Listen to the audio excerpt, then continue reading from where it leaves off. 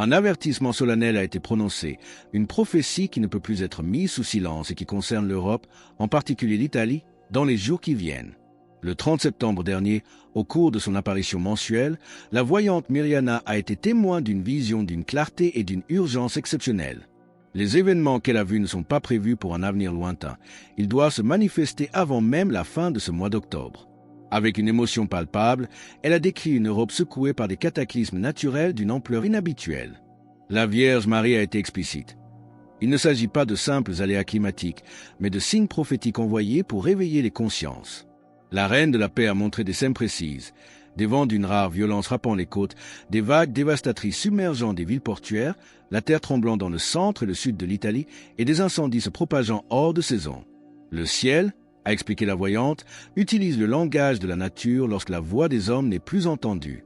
C'est un principe que l'on retrouve dans l'Écriture, où le prophète Amos rappelait déjà comment Dieu se servait des éléments pour appeler à la conversion. « Je vous ai refusé la pluie, et vous n'êtes pas revenus à moi, dit l'Éternel. » Amos 4:7. Comme petit merci de nous rejoindre aujourd'hui, nous offrons un moment de bénédiction partagée. Commentez avec le mot « foi » si vous êtes ouvert à recevoir une pensée finale spéciale dédiée à tous ceux qui participent. Et s'il vous plaît, appuyez sur « J'aime » si vous appréciez ce moment. La vision s'est poursuivie avec une carte de l'Europe méridionale, l'Italie en son centre. Mirjana a vu des rues transformées en torrents et des familles fuyant dans le chaos, le visage marqué par la peur, sans savoir où trouver refuge. Restez bien avec nous, car au fur et à mesure que notre histoire se déroule, nous découvrirons la vision saisissante des deux familles. L'une fuyant dans la panique, l'autre protégée par une lumière mystérieuse et le secret de ce qui les différencie. Ces bouleversements ne frapperont pas au hasard. Mirjana a révélé que la Vierge a établi un lien troublant entre leur apparition et plusieurs dates sacrées d'octobre. Pourquoi ce mois est-il si crucial et en quoi ces épreuves serviront-elles d'électrochoc à une Europe spirituellement endormie? Ce mois d'octobre est si décisif parce que, comme la Vierge l'a révélé à Mirjana, il est spirituellement chargé de dates sacrées qui serviront de cadre aux avertissements divins. Le 7 octobre est la fête de Notre-Dame du Rosaire, une date historiquement liée à la protection miraculeuse de l'Europe. Le 13 octobre est l'anniversaire de la dernière apparition de Fatima et du miracle du soleil. Enfin, le 31 octobre, veille de la Toussaint, célèbre la communion des saints entre le ciel et la terre. Les événements à venir ne sont pas aléatoires. Ils sont tissés dans ce calendrier sacré pour nous réveiller. Au cœur de cette prophétie se trouve une vision qui expose notre choix. Après avoir vu le chaos, Mirjana a vu d'autres familles. Celles-ci étaient en prière, des chapelets à la main, entourées d'une lumière qu'aucune tempête ne pouvait éteindre. La Vierge a été claire. La différence entre être protégé et être emporté réside dans la préparation spirituelle faite maintenant, pas demain. C'est la parabole du Christ rendu vivante. Ceux qui bâtissent leur vie sur le roc de la foi résistent à la tempête. Ceux qui construisent le sable de l'indifférence sont balayés. Et pour ceux qui hésitent encore, un dernier avertissement apparaîtra, non pas sur terre, mais dans le ciel lui-même.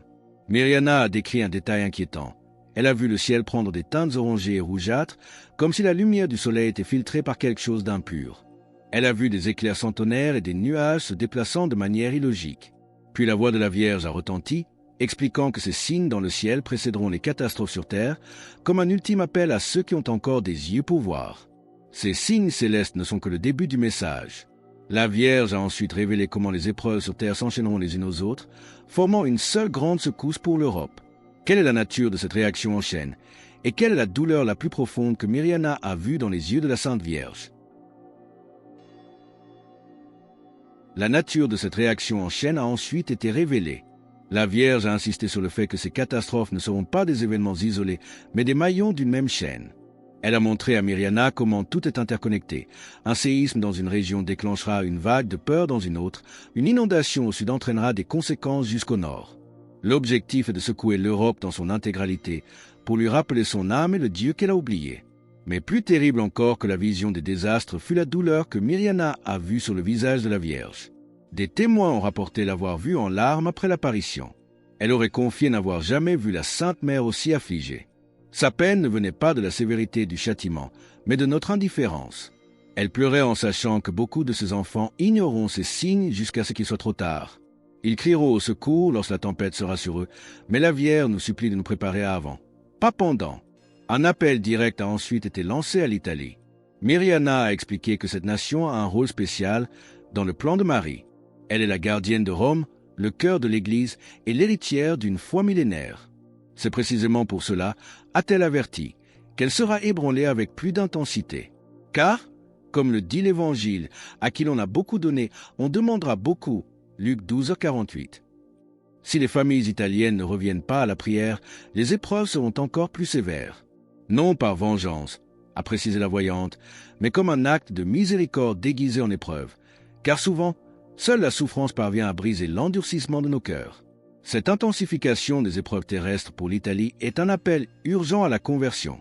Mais la vision ne s'est pas arrêtée là. Pour confirmer l'origine divine de ces avertissements, la Vierge a annoncé un second signe, un phénomène céleste spectaculaire et inexplicable. De quoi s'agit-il et pourquoi doit-il se manifester avant la fête de Noël?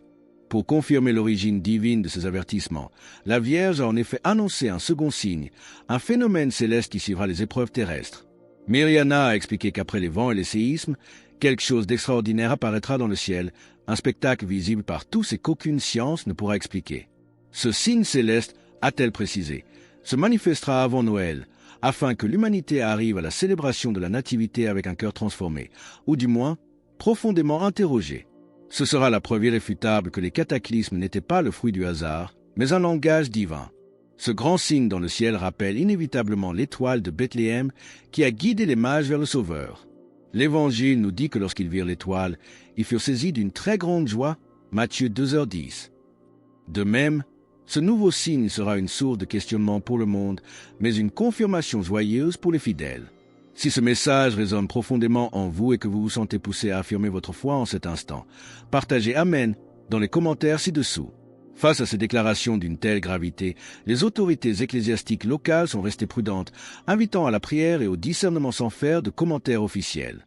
Cependant, des sources proches de la paroisse confirment que l'atmosphère parmi les voyants est particulièrement tendue. Eux aussi auraient reçu des messages d'une urgence croissante et tous s'accordent sur un point, le temps de la préparation. Ces plus de 40 années de grâce est en train de s'achever. La Vierge a toujours parlé de secrets qui se réaliseraient en temps voulu. Beaucoup sentent que ce temps est désormais à nos portes. Cette certitude partagée par tous les voyants nous confronte à la question la plus essentielle et la plus urgente. Que devons-nous faire?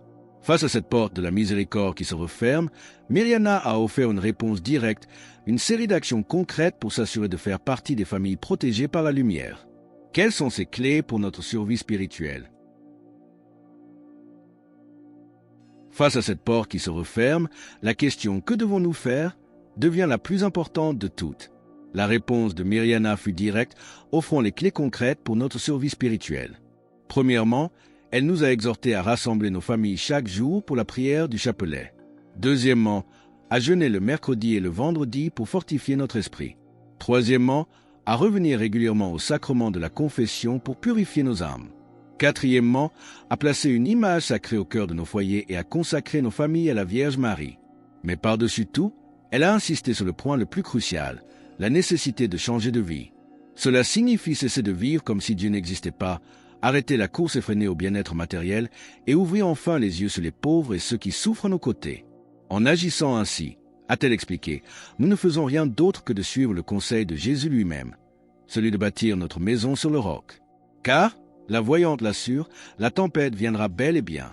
Et lorsque les vents de l'épreuve souffleront, seule la maison fondée sur le roc de la foi restera debout. Myriana a ensuite précisé une chose terrifiante. Le plus grand danger ne sera pas la catastrophe extérieure, mais l'effondrement intérieur. Le véritable ouragan sera la panique, le désespoir et le vide spirituel qui submergeront ceux qui n'ont rien de solide à quoi se raccrocher dans leur âme.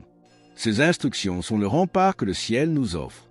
Mais Myriana a terminé son message par une vision à la fois déchirante et porteuse d'une espérance ultime. Que signifient les larmes que la Vierge continue de verser, et quelle est la promesse finale faite aux familles qui resteront fidèles dans la prière? La conclusion du message de Myriana est à la fois déchirante et pleine d'espérance. Elle a affirmé que la Vierge Marie pleure, non pas des larmes de colère, mais de douleur face à l'indifférence de ses enfants. Cependant, même dans sa peine, elle n'a pas cessé de couvrir ses enfants de son manteau. Myriana a ensuite clarifié un point capital. Les événements sont désormais enclenchés et ne peuvent plus être arrêtés, car ils sont devenus nécessaires pour le réveil des consciences. Notre prière est aujourd'hui comme l'arche de Noé. Elle ne peut plus empêcher le déluge, mais elle est le moyen de le traverser. Elle peut en atténuer la force et rendre les épreuves supportables pour ceux qui ont la foi.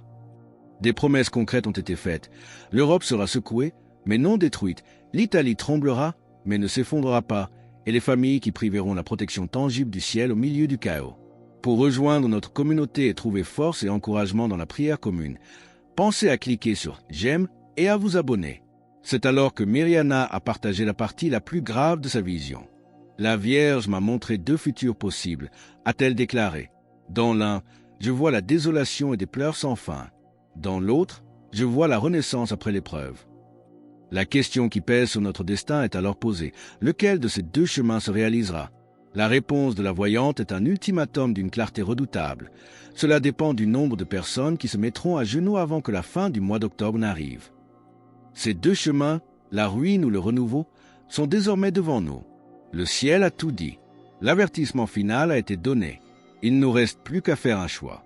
Serons-nous trouvés parmi ceux qui pleurent dans la désolation ou parmi ceux qui chanteront des hymnes dans l'aube nouvelle? Ces 2 chemins, la ruine ou le renouveau, sont désormais devant nous.